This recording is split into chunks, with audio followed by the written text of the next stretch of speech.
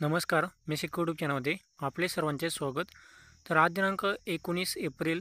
तर आज मध्यरात्रीपर्यंत आपल्याला काही भागामध्ये जोरदार ते मुसळधार पावसाची शक्यता जी आहे आपल्याला पाहायला मिळणार आहे.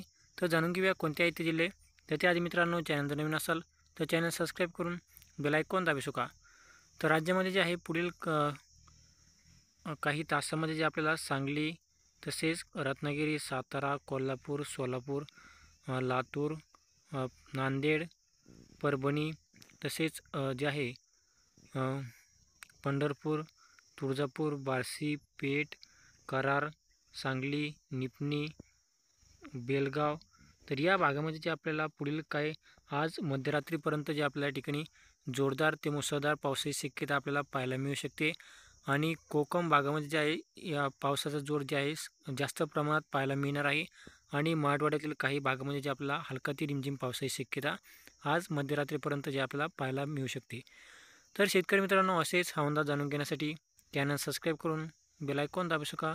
धन्यवाद.